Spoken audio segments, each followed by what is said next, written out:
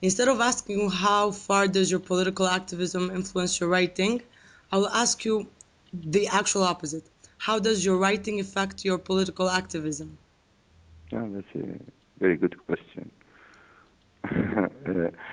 Actually, I never differentiated between the two aspects, and I never thought that I'm doing two separate things in writing or in participating in the Palestinian struggle or the democratic struggle in general in Lebanon and in the Arab world. I thought one is my duty as a citizen. As a citizen, I have to be part of the struggle of my people, part of the struggle for justice, and the other is my love to life that expresses itself through writing. So actually, these are two complementary things, and I never felt that there is any contradiction between them, and I never felt that my participation in the struggle had any bad or had any created any restrictions on my writing. I feel that writing is an act of love and freedom must be taken seriously, and one uh, cannot sacrifice freedom for any reason. So actually, I don't think that this contradiction exists in my case, and all what I know is that I feel that both aspects are prolongation of one thing, which is my engagement to defend life. Yes. And I think you can see that in your writing, that is actually complementary. One completes the other in a way. Um, my second question is, what do you think is the role of the diaspora in the future Palestinian state, of course, including our refugees and the Palestinian struggle? No, I think we have to take the Palestinian people as one entity. I don't accept this idea Hmm. that you have different Palestinian peoples. The refugees on one hand, the Palestinians of Israel on the other hand, the Palestinians of the West Bank and Gaza, and the Palestinians in the international diaspora in Latin America or in Northern America or in Europe and so on. I think the Palestinian people is one entity, and any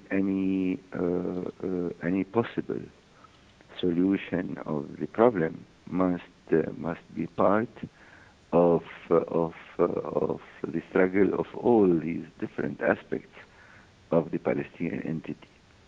And the separation between the Palestinians of the West Bank and Gaza and the other Palestinians, I think, is one of the most stupid ideas that ever occurred in the Palestinian history, contemporary history, and in the Palestinian struggle.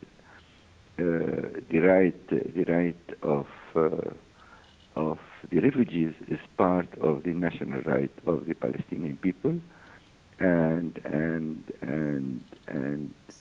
I cannot imagine a solution and arriving to peace and arriving to this two-state solution, which everybody now is becoming very pessimistic about it because of the Israeli politics. But nonetheless, I cannot imagine this without a general consensus inside all the components of the Palestinian people. Yes, brilliant. What about, like you said, two-state solution?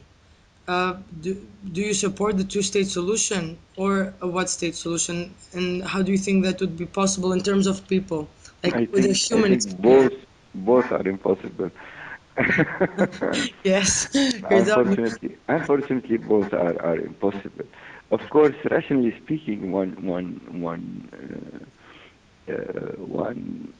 could think that a two-state solution could make an end to this continuous Nakba that the Palestinian people is facing. Everybody speaks about the Nakba as if it happened in 1948. Actually, the Nakba is not a historical event. The Nakba is a continuous process, and it didn't stop till now. So it's been 62 years of Nakba situation. Just have a look of what's going on now in Jerusalem or in the West Bank with the wall, or before that, have a look of what happened in Tel Zatar and Sabra and Shatila, and so on and so forth. So the Nakba is a continuous process. So the idea of a two-state solution actually was an attempt to stop this process on a point, so that the Palestinian people can breathe a little bit.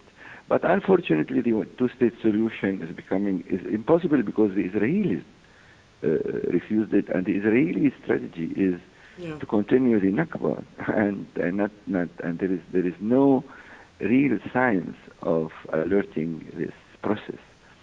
So I don't think we have to waste our time in discussing two-state solution or one state. We have to intensify the Palestinian struggle in order to find out a way to oblige the Israelis to withdraw at least from the occupied territories. I mean, the major issue now is to find new ways and new problematics of struggle, because what the Palestinian people is facing now is a new phase of ethnic cleansing, which is beginning. Ethnic cleansing will not come. It is already taking place in Jerusalem now, and it can be enlarged to Hebron or to Nablus or I don't know where. So we have to strengthen our struggle in order to stop the possibilities of this ethnic cleansing that's taking place nowadays. Yes. So to speak only on the intellectual level, of course, let's say the real solution would be a one-state solution. Of course, a one-state solution which is better for everybody, and you can find traces of this one-state solution in the works of some major Jewish or Israeli philosophers like Martin Buber or Hannah Arendt and so on and so forth. But to speak about one-state solution now, in the conditions of the conditions the Palestinian people is passing now, I think it's absurd. It's totally absurd, because to arrive to a solution, the solution must be imposed on the Israelis.